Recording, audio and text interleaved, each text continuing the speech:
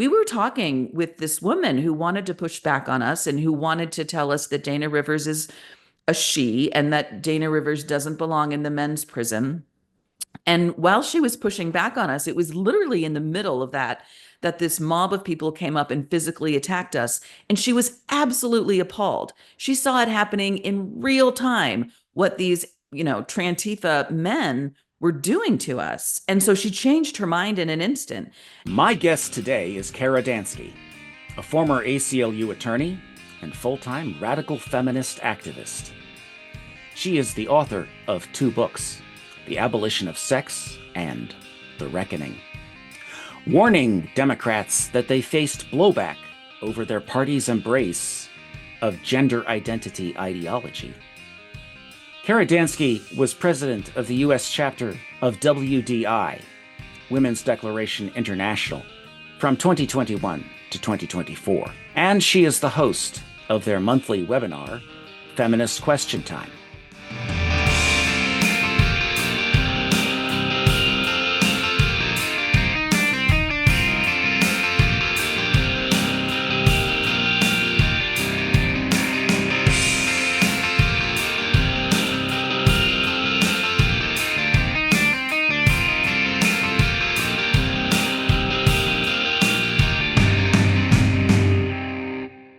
Cara, welcome to the program. Thanks so much for having me.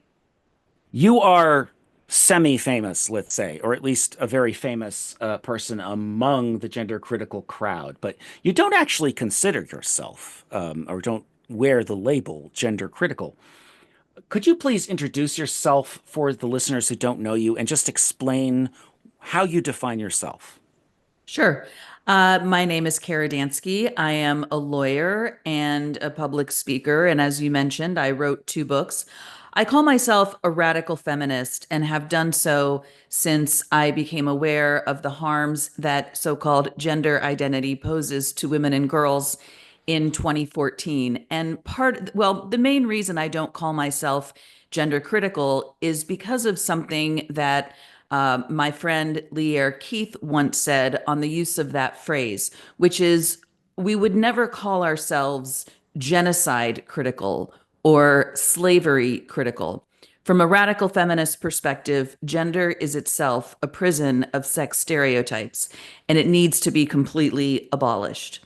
So that's why I call myself a radical feminist rather than so-called gender critical. Though I also have to say, I don't get in a lot of fights with people who call themselves gender critical. I don't want to try to police how people refer to themselves. So if someone wants to call himself or herself that, I'm not going to stand in the way. You've written about the difficulty that critical or skeptical voices have just getting heard in a media environment that seems completely indoctrinated by gender. You broke through that media barrier when Tucker Carlson interviewed you on Fox News. That was sort of a watershed moment for everyone who is in this space, just because no one had ever gotten that big of a platform before. Can you just tell us how that happened? Sure. I was on the board of the Women's Liberation Front in 2016 when the Obama Department of Education issued what was called a Dear Colleague letter to schools all over the country, telling the schools to define the word sex to include the nebulous concept of so-called gender identity for all purposes under Title IX, which is the U.S. civil rights law that prohibits sex discrimination in education, including in sports. And the Women's Liberation Front sued the Obama administration in a case called Women's Liberation Front versus United States, which was great fun. And somehow the Tucker Carlson producers got wind of that lawsuit. So Wolf was invited to appear on Tucker Carlson in early 2017 to discuss that lawsuit. And it just happened to be the case that I was the one checking the Wolf Media account at the time. So I received that invitation through the Wolf Media email account, and they wanted someone to appear in studio either in New York or in DC. And it also happened to be the case that I lived in DC. So it was kind of a natural fit for me to do it, among the other board members. I will say, being a lifelong leftist, I have to confess, I did not want to do it. I wanted to decline the invitation. But the founder of Women's Liberation Front, Lear Keith, was like, Cara, you have to do this. You absolutely have to do it. So I did, and I have absolutely no regrets. That was the first time I went on the show. Over the course of the next several years before he left Fox News, I was on the show something like 8 or 9 times. I don't remember exactly how many. Now, what did you think of Tucker, by the way? Well, he's very conversational, and I want to give him credit because unlike many conservative men who have large platforms, Carlson has always actually been willing to give credit to the radical feminists who are in this fight. And so that's part of the reason why it was such an important thing to accept that invitation. So I appreciated talking with him. Although the first time, the time I went on in February of 2017, I felt extremely awkward about it because I certainly didn't watch his show. I didn't watch Fox News. And so it, I don't know what the word is, maybe trepidation. It was just a very odd experience. But over the years, I will say that, he and I developed what eventually became a friendly enough, cordial relationship to the point that he once invited me to his studio in Florida to be on his Tucker Carlson Today show, which is a longer form program than his Tucker Carlson Tonight was on Fox News. And we sat down for almost an entire hour and broke down the issue. So I ended up being quite grateful to him for giving me a platform. So you're saying that it wasn't like the secret right-wing C Street conspiracy that called you up and said, we've made an appointment for you with Tucker Carlson. It didn't go down like that. It did not go down like that. The story that Democrats tell themselves is wrong. They have a flawed mental model of us. I came from the left. You came from the left. Most of the people I know that work with me on these issues are formerly left. They came from the left. They're liberals. Detransitioners I've met, they all started out as progressive, anti-Trump kind of people. Um, Republicans, you say, were actually very slow to take up these issues. They had to be convinced, and you convinced them. Can you tell us about that? I think that a lot of Republicans understand just how deeply unpopular their opposition to same sex marriage was and just how badly they lost that fight.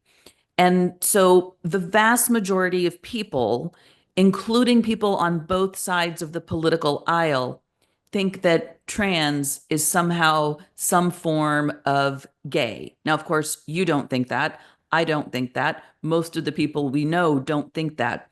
But it remains the case that the vast majority of people do seem to think that. And so I think it's for that reason primarily that Republicans were very slow to get into this. They were very hesitant. They lost the gay marriage battle colossally, and they were worried that they were going to lose this battle. And I'm glad they've come around. We could talk a little bit about conservative media and how disappointing some conservative outlets have been, including Fox News. But yes, the Republicans were quite slow to come around to this. There's an organization, very staunchly conservative organization called Alliance Defending Freedom, very heavily Christian, very heavily conservative, and does a lot of litigation on religious freedom and other First Amendment issues.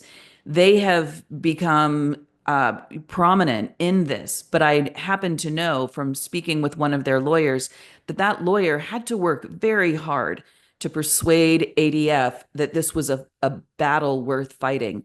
So yeah, the conservatives were pretty slow.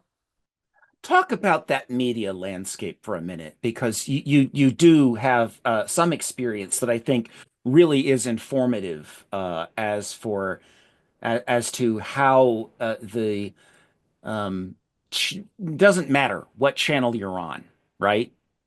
Um, every channel seems to have this problem. Can you talk about that? Yeah, I mean, I've been reflecting lately. You mentioned my ACLU affiliation. I was with the ACLU from 2012 to 2014, and in the course of that time, I worked on its campaign against mass incarceration. I promise I'll get to your question about media. This is all relevant. And I also authored the ACLU's 2014 report, War Comes Home: The Excessive Militarization of American Policing.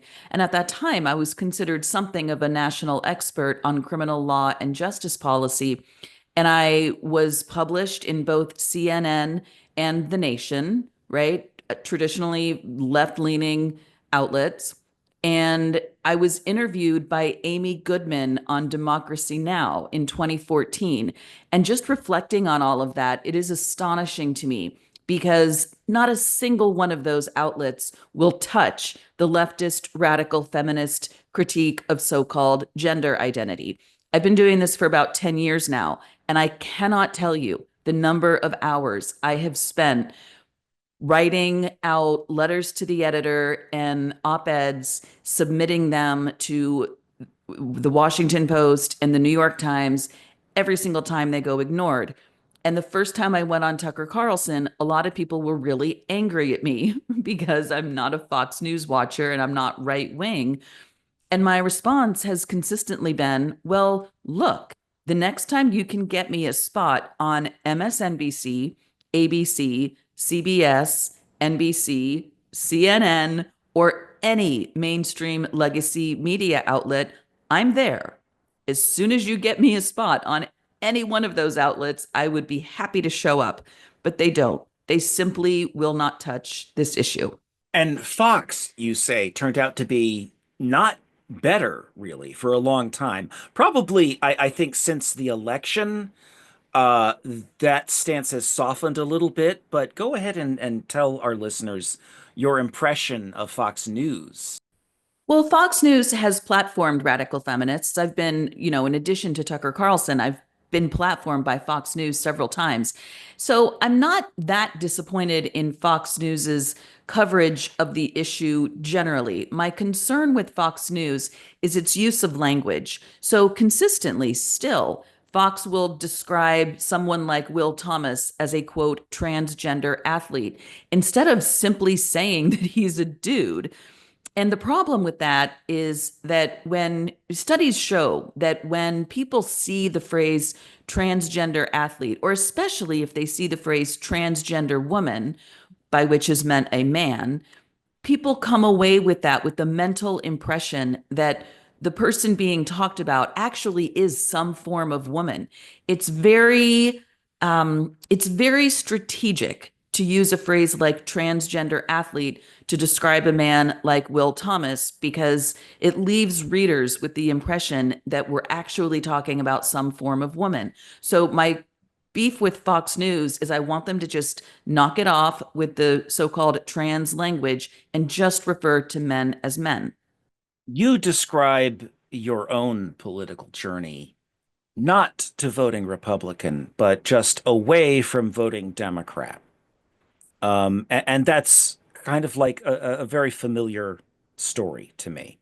Um, lots of people in our space start out on the left and they end up not voting Republican, they end up just not voting Democrat. There are many, and I don't know what percentage it is, but there are plenty who do vote for Trump, or start voting Republican, but there are many who do not. There are probably at least just as many who do not vote Republican. They simply stop voting.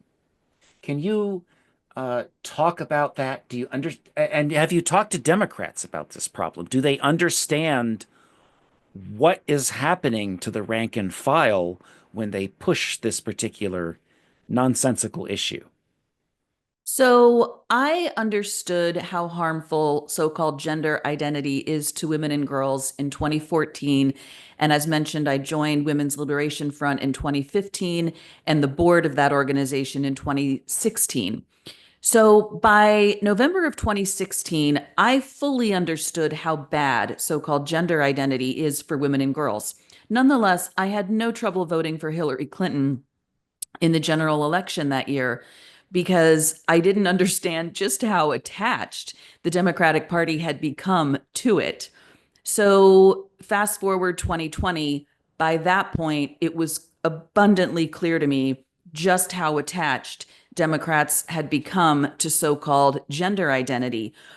But I still didn't fully understand exactly what was to come in the next couple of years. So in 2020, I very, very reluctantly cast a vote for Joe Biden.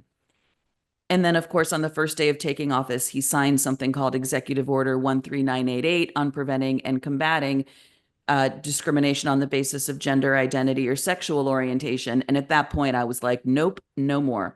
So I essentially have not voted at all since 2020. And in the 2024 presidential election, I just couldn't do it. I could not bring myself to vote for either candidate for office. And just my totally unscientific gauge of how feminists and our male allies in this movement voted in 2024 is roughly a third voted for Harris, notwithstanding the party's embrace of so-called gender identity.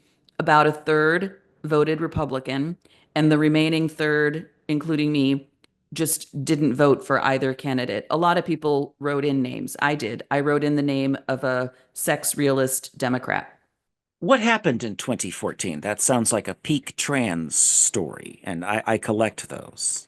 It was, and I didn't address your question about whether I've spoken to Democrats. I want to say something about that. But in 2014, I was chatting with a friend who's a radical feminist lesbian, and we were just chatting about all sorts of things. As I mentioned, at the time, I was working at the ACLU. I was a good lefty. I was a good Democrat. I had spent, well, all told, I spent about 20 years working in the so-called progressive criminal justice reform movement, and the ACLU was part of that.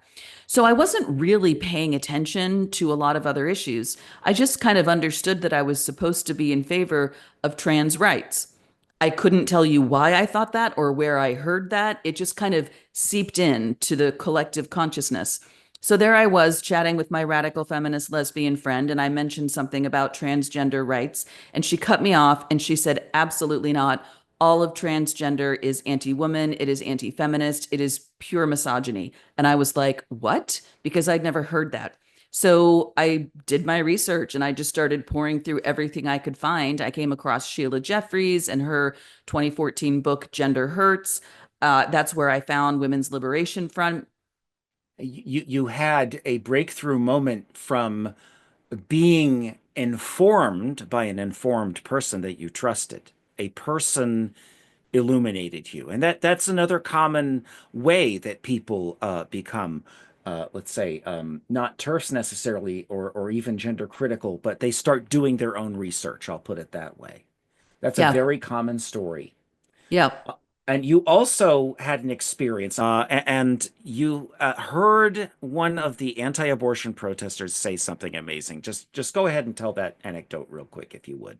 Sure. So this was during the oral arguments in the case that would become Dobbs, which would overturn Roe v. Wade. Those oral arguments happened in December of 2021.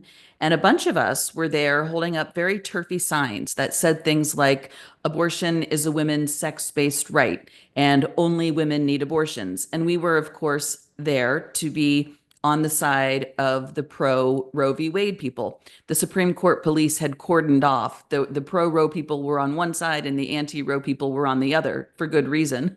The Supreme Court police have quite a bit of experience handling that. So we were on the pro Roe side and we mostly made a lot of friends and chatted with a lot of women. And we angered quite a few women who immediately dropped their pro abortion advocacy in order to yell, trans women are women at us. But anyway, then we decided to take our chances on the anti-Roe side. So we went to the anti-Roe side, and a bunch of the anti-Roe people were chanting things at us like, witch, baby killer, you're going to hell, all the things we've been used to hearing over the last couple decades.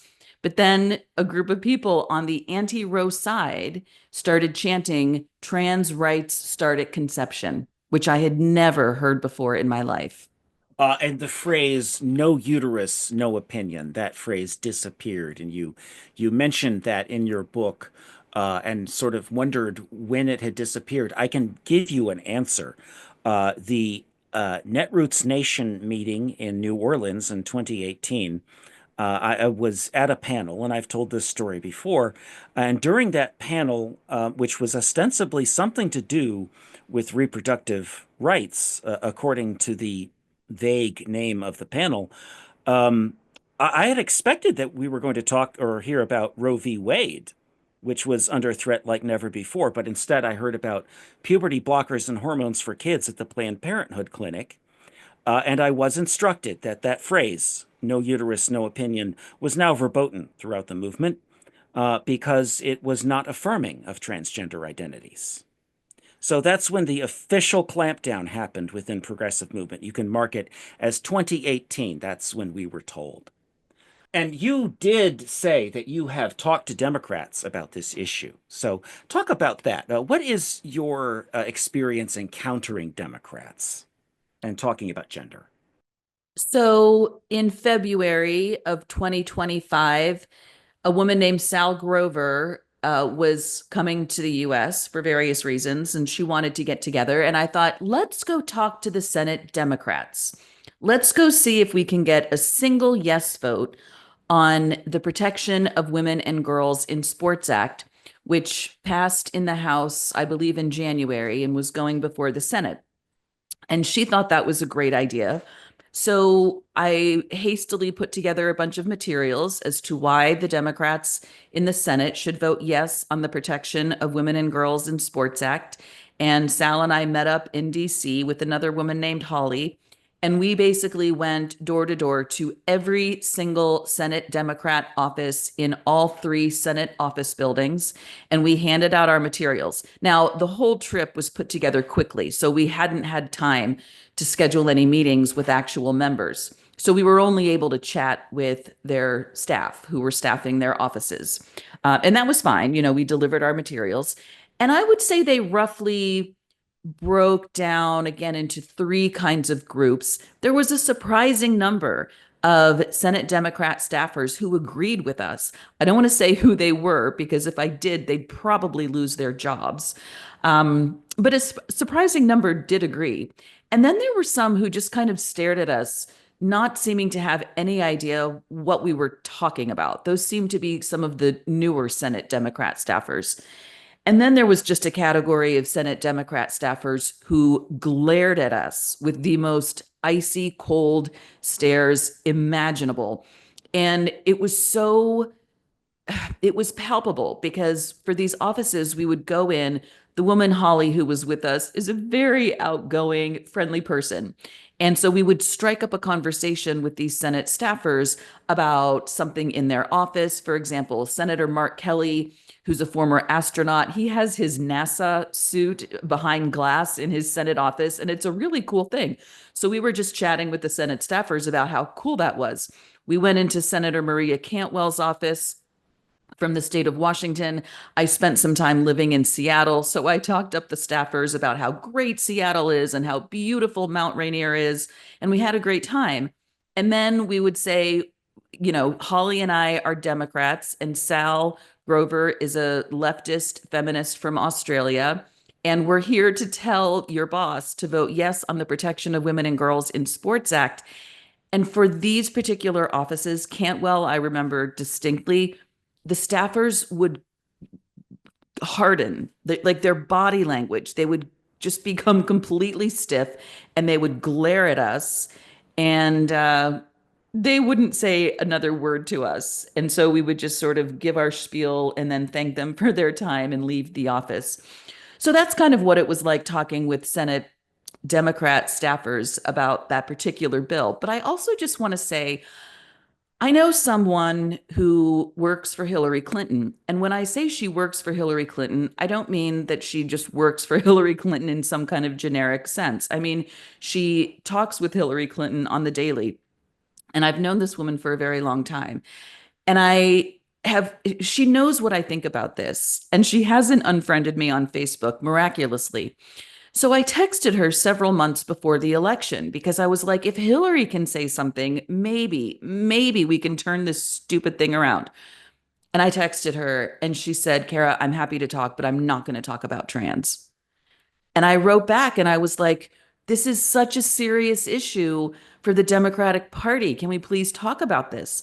And she said, absolutely not. Under no circumstances am I talking to you about trans. And that was that. So I just had to let it go.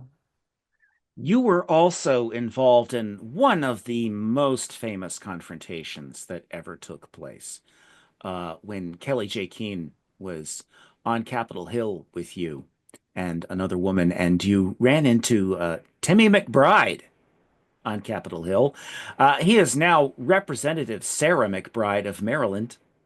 You wrote a couple of pages about him in your book. I don't know if you read Malcolm Clark's Substack. He has identified McBride as the single most important influencer behind the Biden administration's trans policies. So, can you tell this story, and what can you tell us by way of an update about McBride? What have you observed? Sure. So that would have been in early 2019. And I was on Capitol Hill, as you say, with Kelly J. Keene, Dr. Julia Long, and Venice Allen, three lovely British women who were in the States mainly to protest what was then Twitter, because Twitter had kicked Kelly J off the platform. And so that was the main impetus for their trip to the US. But we thought while they were here, we'd make the most of it. So we scheduled time to go to Capitol Hill. And I did not know who McBride was at the time, but some of the women who were with us did. And so he was there to advocate for the Equality Act. At the time, he was working at the Human Rights Campaign as Sarah.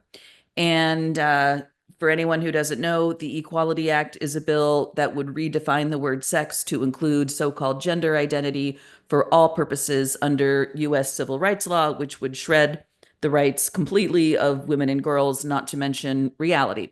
So he was there giving a talk outside.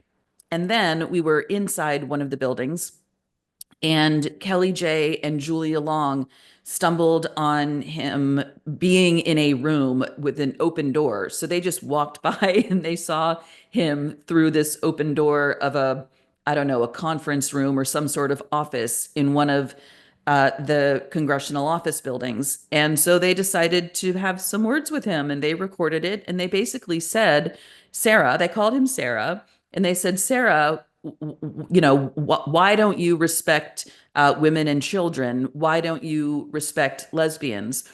Dr. Long is herself a lesbian. So they confronted him on camera, and he did not have a word to say about them. So I will say I have not read Malcolm's Substack on this, but I'll check it out. But I do know that it was in 2012 when he was a student at American University, and he was the president of I don't know if he was president of the student government or president of his class or something.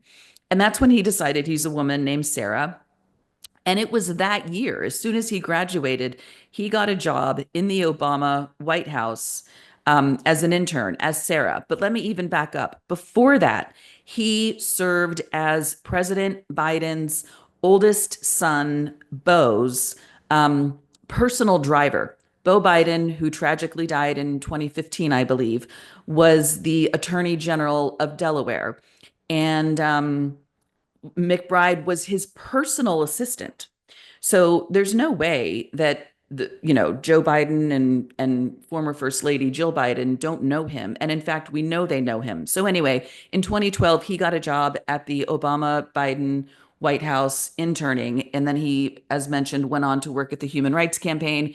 In 2016, he got a spot at the Democratic National Convention. And then I believe it was 2015 at the annual gala of the Human Rights Campaign when First Lady Jill Biden told a story about, Sarah McBride and talked about knowing, her and, following quote unquote her journey and knowing quote unquote her parents. So we know that the Bidens know McBride very well, and know their family very well. And then, of course, McBride would go on to become a state representative in Delaware, and now, as you say, is a member of the House representing Delaware.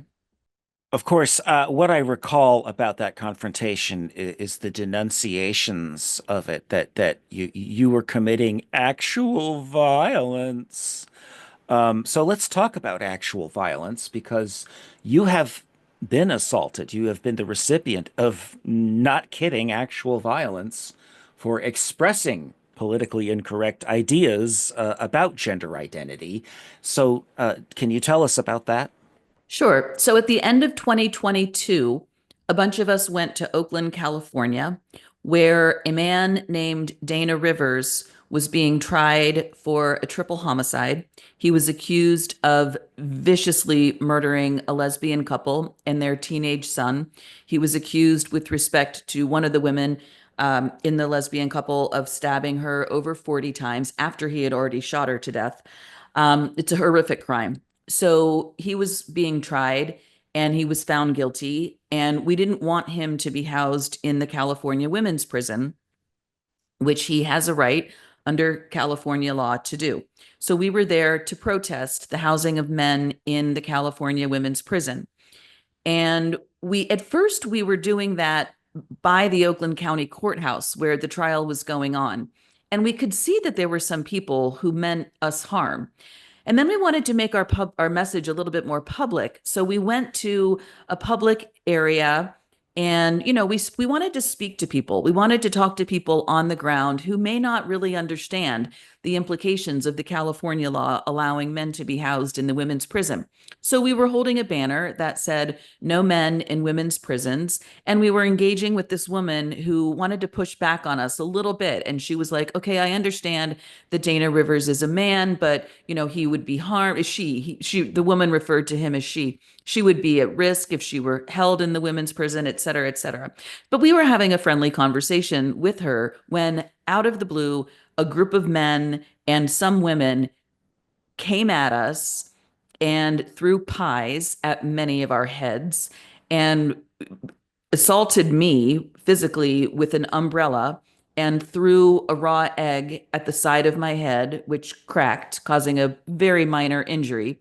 So the injury wasn't serious, but then the raw egg just like oozed down my neck and my shirt, and it was really disgusting. So that was then. A year later, a bunch of us went to Portland, Oregon, to just to talk about women's issues.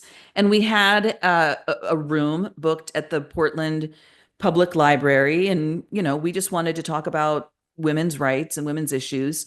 And I'm not going to remember the details exactly, but basically what happened was, as we were heading to the library, some library officials essentially told us that if there were any violence, they wouldn't be able to protect us. So this is a group of women wanting to exercise their First Amendment rights to talk about a major issue in a public library, and library security staff telling us that they wouldn't be able to protect us if people came to hurt us. And so we decided that rather than risk our lives at the library, we would again just go to a street and engage with members of the general public. And that attack was even more vicious. When they found out what they were doing, they came charging at us. They tear gassed us. They threw full aluminum cans of water, seltzer water, whatever, directly at our bodies. I got hit with one.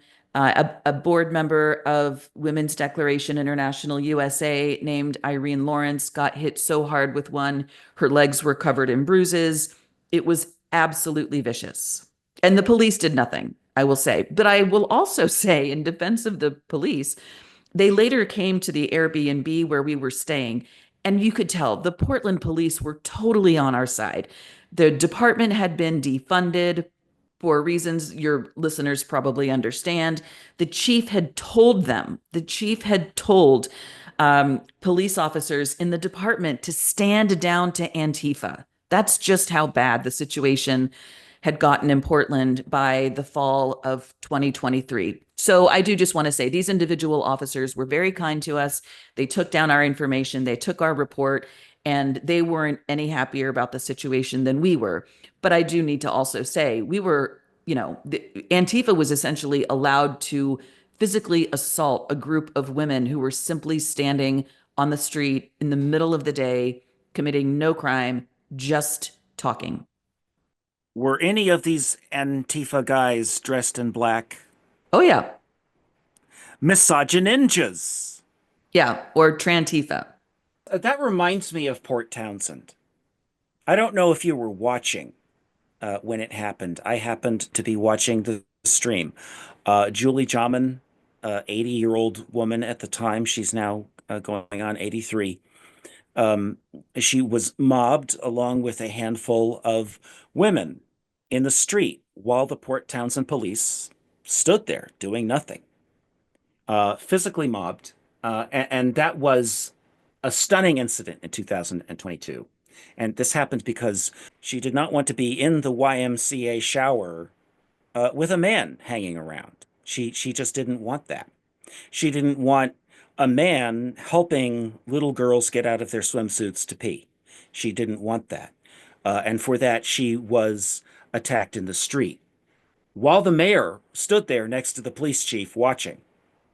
So this brings us to one of the controversies that have roiled the movement, let's say, the counter movement, is that in your work with WDI, you promote nonviolence. So I'd like you to talk about your work with WDI.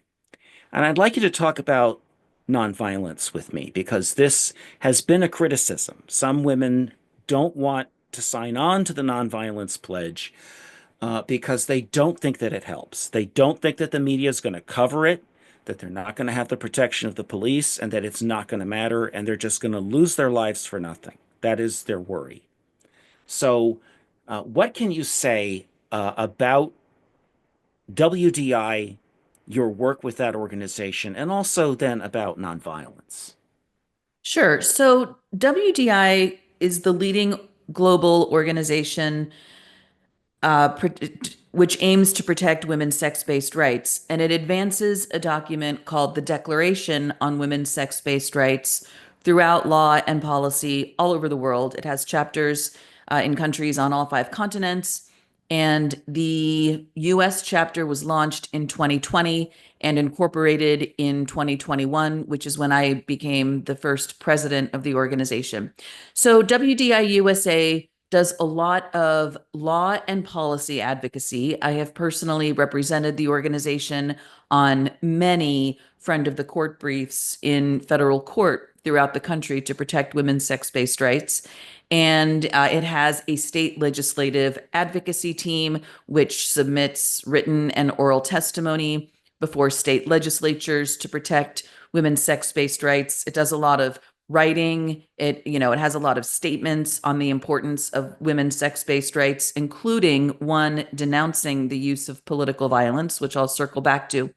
It has a Black women's caucus, it has a lesbian caucus, and it has a detransitioned and desisted women's caucus, all of which focus on the specific ways in which gender identity particularly harms those groups of women. And so the Black Women's Caucus talks a lot about how allowing men into women's prisons impacts Black women in particular because Black women are disproportionately represented in the prison system. The Lesbian Caucus talks a lot about how pretending that some men can be lesbians harms actual lesbians. And the detransitioned and desisted women's caucus talks a lot about the harms of puberty blockers, opposite sex hormones, and surgeries to people's bodies, especially to women's bodies. So it does a lot of really great advocacy, and I'm very proud of the work that it did during the 3 years that I was present. So, as I mentioned, it has a statement against political violence, and it issued that statement shortly after Trump was shot last summer, quite frankly, even though none of us are, particularly Trump supporters, even if some of us may have voted for him. And it talks about the dangers of the idea that political violence should ever be considered a legitimate mechanism for achieving a political goal. And so I would stand by that statement. And so WDIUSA engages in nonviolence in part because just the use of political violence is just not acceptable in my view and in the views of the other members of the board, certainly at the time that we put out that statement last summer. But also, nonviolence is an effective tactic to persuade the public that that we're actually in the right here. And so I mentioned that the statement we gave in Oakland outside the trial of Dana Rivers, we were talking with this woman who wanted to push back on us and who wanted to tell us that Dana Rivers is a she and that Dana Rivers doesn't belong in the men's prison. And while she was pushing back on us, it was literally in the middle of that this mob of people came up and physically attacked us. And she was absolutely appalled. She saw it happening in real time, what these, Trantifa men were doing to us. And so she changed her mind in an instant. And so I understand that if no one sees it, nonviolence is just risky and you put yourself at risk. And so I completely understand that argument. But when people are watching, it can be an extraordinarily effective tool at bringing public attention to the issue. And let's face it, we need public attention on this issue. We've talked a little bit about Kelly J. Keane. When Kelly J got absolutely pummeled in New Zealand, I forget when that was, but she's talked about how she feared for her life. And she was on the ground and she thought at one point that she wasn't going to make it back up. I don't wish that on anyone. I think it's absolutely horrendous that that happened to her. And I also just want to acknowledge that that got a lot of attention. People were appalled that people would treat a woman like that. And I'll just say lastly that when we were in Portland, and why we here, I mean WDIUSA, the people who physically attacked us, we've characterized as misogyn ninjas and Trantifa. Behind them was a different group of people. And those people had showed up to make a statement that they thought was about protecting trans rights. But even they were absolutely appalled at what these Trantifa men did to us. And one of our members who was there and lives in Portland, she has access to some Portland community forums online. And she was kind of lurking around in one of the online forums about it.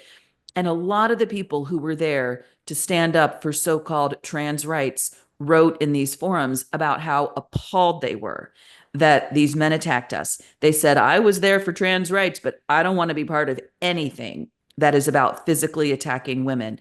So, yeah, I mean, I think the tactic works when people can see what's happening. That is such a good point that they have to see what is happening. And we've had a difficult time getting through that media filter. The captured corporate media filter has not done a great job, a terrific job of reporting on stuff like that. But Dreadful. They've right. done a terrible job. And what has happened though is that through Twitter, especially after the Musk purchase, and increasingly through YouTube now, that the things are not as politics don't get clamped down on quite as hard by YouTube algorithms as they used to be. So, the streaming mode of getting the news out, of getting the image out, of getting the video out, has broken through that media filter. So we benefit from this technological revolution that, frankly, also brought on the social contagion of transgenderism, such as the irony. All right, then, let's tackle the single most contentious topic that we have to discuss today, because you are an avowed feminist. And there are some who blame feminism for the existence of this phenomenon, this gender identity ideology. Now, I am not one of these people because I understand the history in a much more nuanced way. I recognize that feminists are part of this story, that Feminism is a huge universe of ideas, right? It's not a monolith. And the phrase trans exclusionary radical feminist, that suggests that there at some point was a trans affirming radical feminism. You have Gail Rubin, you have Judith Butler, who've pushed queer theory. And of course, you have people like Margaret Atwood, who have disappointed us by endorsing trans madness. I call it a dispute within feminism. I don't call it the fault of feminism. Do you think that feminism is a project that can be saved? Do you think that it is worth saving? Do you think that it has gone too far? What do you think about the possibility that some sort of overreach has taken place? I particularly hear this one argument that you might respond to, that when they took away exclusively male spaces, and I'm thinking particularly of a Supreme Court decision in the 80s about business clubs, if I recall. When you remove the exclusively male space, you ultimately end up abolishing the female space, is the argument. What is your response? Right. So I think that the idea that feminism caused this problem is absurd on its face. And if you read the work of Genevieve Gluck, she has probably done more than anyone, at least anyone contemporary, to expose the male sexologists in the 1960s and 70s who truly are behind this. The specific, well, and I also just want to say, I think it's useful to distinguish between feminists and women because the two are not synonymous, right? And so I also have to acknowledge that traditionally feminist organizations in the United States, like the National Organization for Women, Planned Parenthood, the Women's March, et cetera, have all just completely thrown women and girls under the bus. Like there's no mystery about that. But I also hear the argument that it's mostly women who are propping this up because it's mostly women who support it on the ground. And I definitely agree that there is a lot of truth to that. There are a ton of women who just seem to totally support the idea that some men are women, even though that completely goes against their interests. But it doesn't mean that those women have institutional power in the way that organizations like the ACLU, my former employer, for example, have institutional power. But the argument that getting rid of male only spaces like business clubs leads inevitably to the eradication of single sex spaces, I think is just ridiculous. The second wave feminists of the 60s, 70s, and 80s who were fighting for things like domestic violence shelters and rape crisis centers and reforms to marriage laws that made it easier for women to flee violent relationships, those women were not confused about the differences between the sexes. And so by getting rid of powerful institutions like male only business clubs and giving women an opportunity to participate in all forms of civic life doesn't mean getting rid of female only locker rooms, right? I mean, I just think that is kind of ridiculous. And the second wave feminists who fought so hard for women's rights back then were not confused about what a woman is. They were very clear about fighting for women and girls as a sex class. So while I fully acknowledge that the well-known feminist organizations, or what call themselves feminist organizations, have completely thrown women and girls under the bus, I would argue that any organization that thinks that some men can be women is not feminist. And yes, I think feminism is absolutely worth saving. And I plan to spend as much time as I need to for the next couple of years defending it. Speaking of which, Cara, what are you doing now? What is your current project? So, my most current project, in addition to writing at Substack, which I do as prolifically as I possibly can, I try to stay on top of all things related to trans by writing a lot on Substack, and I post a weekly podcast on Fridays. I'm also working on something called the Democratic Women's Declaration. So, as I mentioned, WDI advances the Declaration on Women's Sex Based Rights throughout law and policy all over the world. And in the United Kingdom, that document inspired something called the Labor Women's Declaration and something called the Green Women's Declaration. So these are both tools that feminists in the UK are using to push their own left leaning parties to adopt laws and policies and practices that align with women's sex based rights. And for a long time, people would ask me, Cara, is there a version of that for the Democratic Party? Is there anything called the Democratic Women's Declaration? And I was like, no, there's not. So as time went on, I realized if I wanted there to be a Democratic Women's Declaration, I was just going to have to write it already. So I did. I sat down and I wrote it sometime early spring, maybe last year, and it lived as a Google Doc exclusively on my laptop for a while. And then I was like, all right, let's get this going. And so I worked with a team of female tech and web experts, which I am not, and they got it up on the web. And so now it's at Women's Declaration. I'm sorry, it's at democraticwomensdeclaration.com. Anyone can find it. You can add your name if you are a Democrat or former Democrat who left the party over this issue. Women can sign, men can sign. Anyone who considers themselves on the political left in America can sign the Democratic Women's Declaration. I am in the process of incorporating it, so it will be an official organization. And once it is incorporated, I plan to register it with the IRS and move forward from there. Now, am I hopeful that the Democrats are going to come around? I mean, you didn't ask that question, but I'm answering it. Not in the near future. But the reason I'm hopeful is that there has been some movement. As I mentioned, or maybe I forgot, not a single Senate Democrat voted yes on the Protection of Women and Girls in Sports Act when it went before the Senate for a vote at the end of February, which is absolutely pathetic. And I could say more about that if you'd like. But moving on, there are some Democrats who have voted for women's sex based rights at the state level. One recent example is a young man named Jonah Wheeler, who's in the assembly in the New Hampshire House. And he recently voted to protect women's sex based rights in New Hampshire, for which I'm very grateful. And in the process of doing so, he really is taking on the Democratic Party in his state and nationally. He's saying things like, listen, Democrats, of which he's one.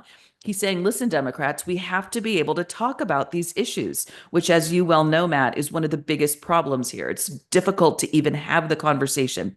So he's not the only one. He's just the most recent one. There are other Senate Democrats across the country who have voted to protect women's sex based rights. And as we now know from polling conducted in January, a full 80% of American voters, including 67% of Democrats and 64% of independents, care about protecting female only sports and spaces. That's only one aspect of this entire issue, but it's an important one. And the fact that 80% of voters, including clear majorities of Democrats and independents, care about the material reality of sex is good news. I have a friend who is on the conservative side of things, who is also an extremely savvy lobbyist. She spent her career, she's now retired, but she spent a lot of time lobbying for a conservative women's group. And so she knows the House and Senate very well. And she sent me this unbelievably sophisticated analysis, essentially, of about, I think there were 12 Senate Democrats who might, for one reason or another, be willing to break ranks and sign the Protection of Women and Girls in Sports Act. And she was like, Cara, I can't do this because I'm a known conservative. It has to come from the TERFs. And I was like, okay, on it. So I worked with a tiny handful of women to identify TERFs who lived in the states of the identified Senate Democrats. And we got one for every single one of the 12 Senate Democrats.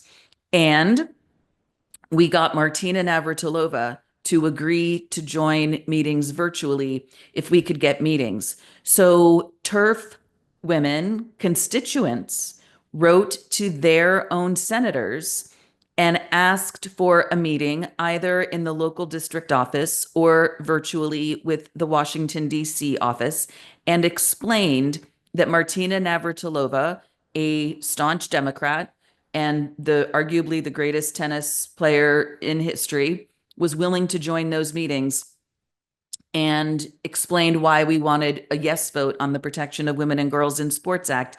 And every single one of them either ignored or declined those meeting requests from their own constituents and from Martina Navratilova. I just want to say, as a historical note, that I am old enough to remember Phyllis Schlafly saying during the debate over the Equal Rights Amendment that if it passed, that there would no longer be men's and women's restrooms, and that women would have to pee next to men. And this was, of course, denounced as terrible fear-mongering. The ERA did not pass, but we still got men in women's restrooms. Isn't that interesting? You have been a terrific guest today, Cara Dansky, and thank you so much for joining us today. Thank you. I really appreciate it, and I enjoyed our conversation. You have listened to a podcast production of thedistancemag.com. Visit our website for news, information, and of course, our premium podcasts.